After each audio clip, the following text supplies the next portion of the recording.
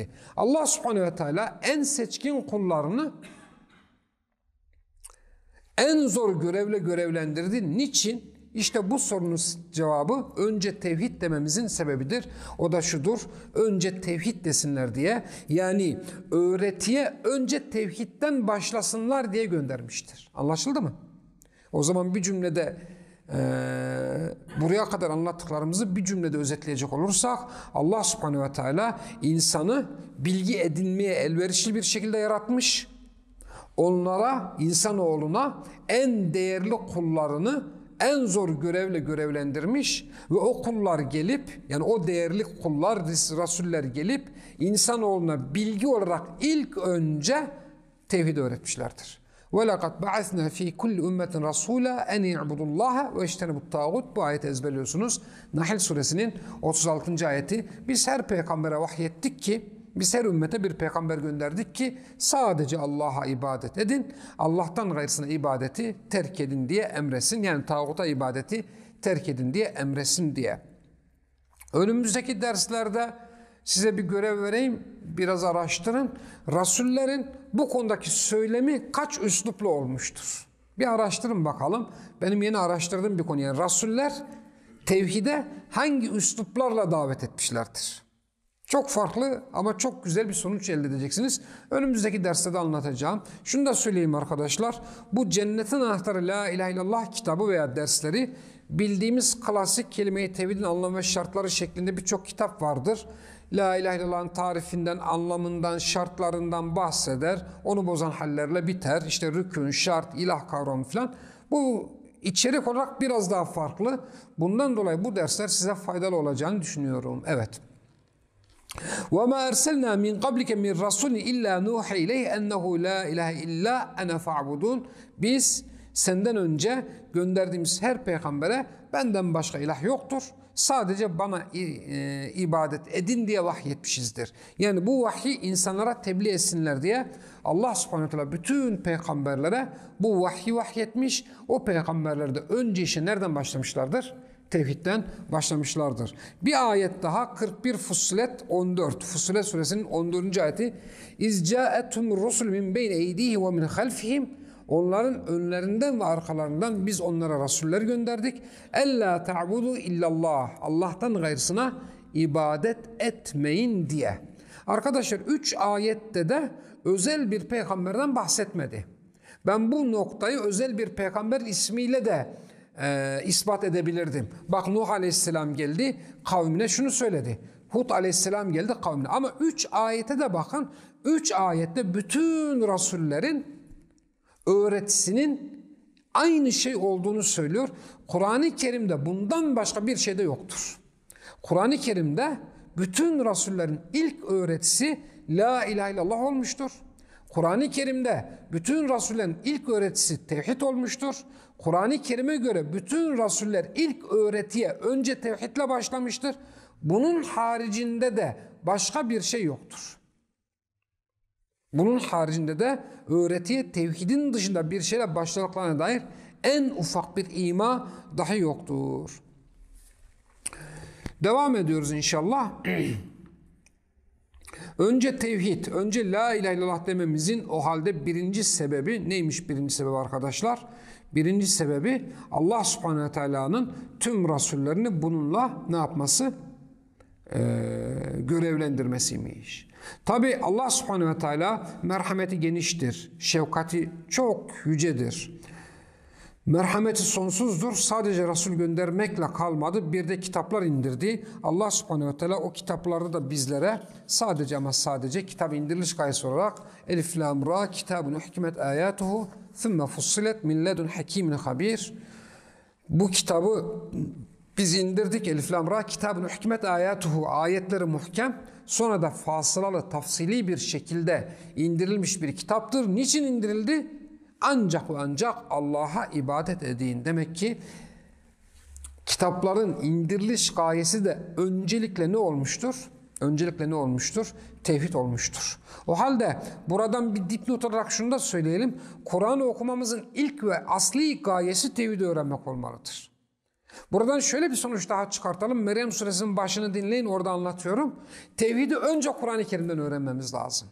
Tevhid derslerine başlayacağız hocam. Hangi kitaptan başlayalım? Kur'an-ı Kerim'den. Bakın Kur'an-ı Kerim'in Elif Lam Ra kitabun uhkimet ayatuhu ayetlerinin muhkem bir şekilde ortaya konulması, thumma fussilet sonra da tafsili bir şekilde açıklanmasına tek bir gaye varmış. Bize tevhidi öğretmekmiş. Bize ne yapmak? Tevhidi öğretmekmiş. Evet. Buradan iki sonuç çıkarttık dedik. Bir, Kur'an-ı Kerim'i tevhidi öğrenmek için okumalıyız. İki, tevhidi öğrenmek için önce ne okumalıyız? İlk başlayacağımız kitap Kur'an-ı Kerim olmalıdır. Arkadaşlar bundan dolayı Allah subhanehu ve teala bize ilim olarak öncelikle la ilahe illallah'ı vacip kılmıştır. Fa'lem ennehu la ilahe illallah. Bil ki Allah'tan başka ilah yoktur. Bu cümle iki cümleden oluşur. Arapçada bu büyük cümle cümle-i kübra denir. İki tane cümle-i suradan oluşur. Birincisi fa'lem emir cümlesidir. İkincisi la ilahe illallah isim cümlesidir. Emir cümlesi bil, isim cümlesi la ilahe illallah'tır. Buraya kadar anlattıklarımızın özeti işte bu ayettir. Allah subhanahu teala biz bilmemiz için bizi donanımlı, bilgiye donanımlı olarak yarattı ve ondan dolayı önce bil dedi. Bize önce neyi vacip kıldı? Bilgiyi kıldı. Ya Rabbi hangi bilgiyi bilelim? Yani sen beni yarattın, fıtratımı bilgiye donanımlı bir şekilde yarattın. Bana akıl verdin, bana göz verdin, bana kulak verdin, bana gönül verdin. Bütün bunlarla beraber bana peygamber gönderdin, bana kitaplar öğrendin ve ben bileceğimi emrettim. Bil dedin, tamam öğreneyim. Ne öğreneyim? La ilahe illallah, yani tevhidi öğren demektir bu arkadaşlar. Önce tevhidi öğrenelim diye Allah subhanehu ve teala ne yapmıştır? Önce tevhidi öğrenmeyi bize vacip kılmıştır. Peki niçin?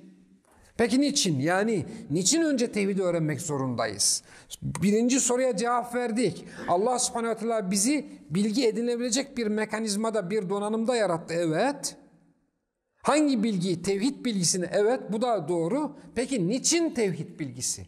Şimdi bu soruya cevap verelim. Yani niçin tevhidi öğrenmek zorundayız biz? Mesela önce Kur'an-ı Kerim'i öğrenebiliriz, önce hadis öğrenebiliriz ya da önce bir hayatı öğreniriz, hayatı tanırız, insanları tanırız. Daha sonra bunun üzerine tevhid bilgisi olabilir. Başka önce namazı, orucu öğretebiliriz, öğrenebiliriz. Daha sonra tevhid olabilir. Hayır. وَمَا خَلَقْتُ الْجِنَّ وَالْاِنْسَ اِلَّا لِيَعْبُدُونَ. Yaratılışın tek gayesi, dünyada olmanın tek gayesi Allah'ı tevhid etmektir de ondan. Allah'ı ne yapmaktır?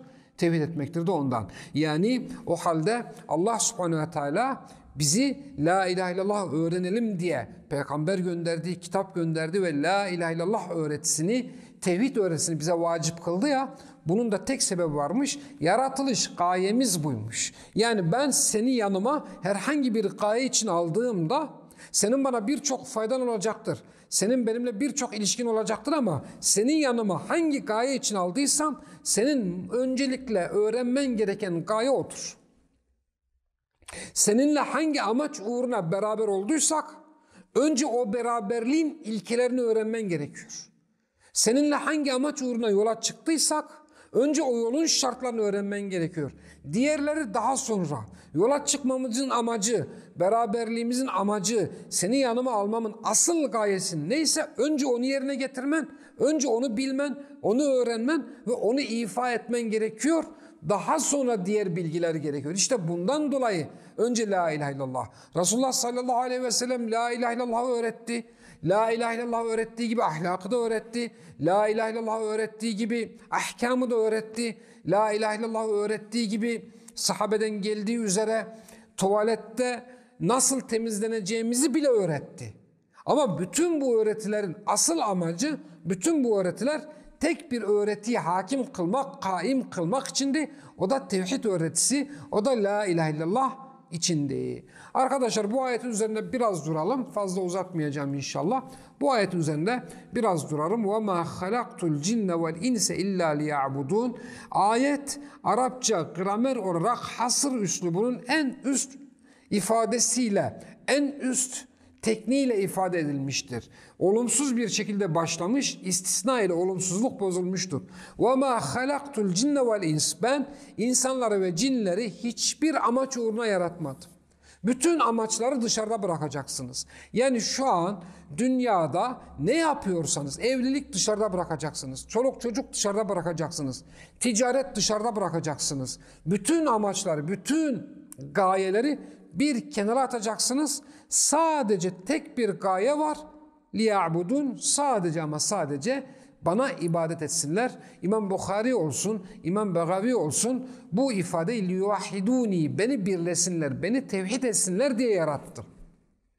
Bu ayetten birinci çıkan budur. Yaşamınızın gayesi önce tevhid olacak kardeşler. Ticaretinizin gayesi tevhidi ikamet etmek olacak. Evliliğinizi tevhidi ikame etmek için kuracaksınız. Paranızı tevhidi ikame etmek uğruna harcayacaksınız. Sabah gözünüzü açtığınız zaman tevhidi ikame etme uğruna gözünüzü açacaksınız. Gece gözünüzü kapattığınız zaman tevhidi ikame etme uğruna gözünüzü kapatacaksınız. Oturmanız ve kalkmanız, yaşamınız ve ölümünüz ayette belirtildiği üzere tek gaye, yaratılış gayesi olan tevhid olmak zorundadır. Bu ayet bunu söylüyor. Biz bu ayette hep insanlara bak sen tevhid için yaratıldın, sen tevhid için yaratıldın diyoruz da ben de tevhid için yaratıldım. Ben de Allah'a ibadet edeyim diye yaratıldım. Benim de yaratılma gayem, tek yaratılma gayem sadece ama sadece Allah'a ibadet etmektir. Allah'a ibadet etmektir. Evet. Bu ayetten arkadaşlar çıkan diğer bir sonuç, bütün işlerin başı tevhid olmalıdır. Beraberliğimizin başı tevhid, ayrılığımızın başı tevhid olmalıdır. Oturmamızın başı tevhid, kalkışımızın başı tevhid olmalıdır. Tevhid uğruna birbirimizi sevmeliyiz. Tevhid uğruna birilerine buğz etmeliyiz. Tevhid uğruna birilerine dost olurken tevhid uğruna birilerine düşmanlık etmeliyiz. Bu ayet bir de bundan bahsediyor. Bu ayetin bahsettiği hususlardan bir tanesi de tevhid olmaksızın yapılan bütün ameller boştur. Her zaman meşhur verdiğim bir örnek vardır. Bir iş yeri sahibi var. Siz onun yanında çalışıyorsunuz. Sizi bir işte görevlendirdi. Git şu mahallede bizim depomuz var. Oradan mandırada çalıştığınızı düşünelim. Peynir al. Bak emir geldi değil mi? Git oradan peynir getir. Giderken işte minibüse bin. Oraya git. Kepenkleri aç, ışığı yak, bir kutu peynir al, kepenkleri kapat, ışıkları söndür. Oradan bir araba tut, buraya getir. Dikkat ederseniz iş yeri sahibi size 8-10 tane emir verdi değil mi? Kepenkleri aç dedi, ışığı kapat dedi, arabaya bin dedi, geri dön dedi. Birçok emir verdi.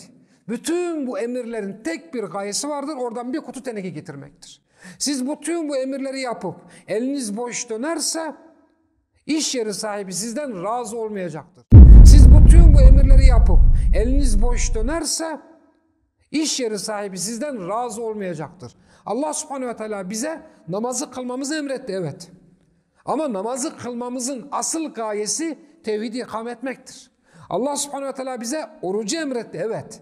Oruç tutmamızdaki tek gaye tevhidi ikame etmektir. Allah subhanehu ve teala bize cihad etmemizi emretti. Cihadın tek gayesi tevhidi ikame etmektir. Tevhidi ikame etmeyen, tevhidsiz bir namaz Allah katında makbul değildir. Orucu ayakta tutmayan, tevhidsiz bir oruç Allah katında makbul bir oruç değildir. Tevhidi ikame etmeyen, tevhide hakim kılmayan, la ilahe illallah hakim kılmayan bir cihat Allah katında makbul bir cihat olmayacaktır. Bu ayet aynı zamanda bunu ortaya koymaktadır. Tevhid tüm gayelerin ana gayesidir. Yani ibadet edeceksin, namaz bir gayedir, oruç bir gayedir, iyiliği emretmek bir gayedir, kötülüğü emretmek bir gayedir, hedeftir. Cihat bir hedeftir. Ancak tüm hedeflerin tek bir hedefi vardır. Tevhiddir. Tevhid olmaksızın, la ilahe illallah olmaksızın, la ilahe illallah hakkıyla anlaşılmaksızın, la ilahe illallah ile hakkıyla amel edilmeksizin yapılan bütün işler heba olmaya, yok olmaya, boş olmaya, karşılığı hüsran olmaya mahkumdur. Bu ayetten aynı zamanda biz bunu da öğreniyoruz arkadaşlar.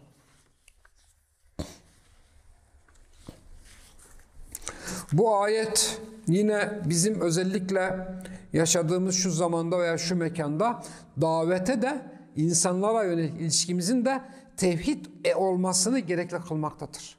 Bütün öğretilere neyle başlamamız gerekiyor? Önce tevhidle başlamamız gerekiyor. Bütün öğretilerin ilk adımı ne olmalıdır? Önce tevhid olmalıdır. Hocam işte bazı insanlarla tanıştık.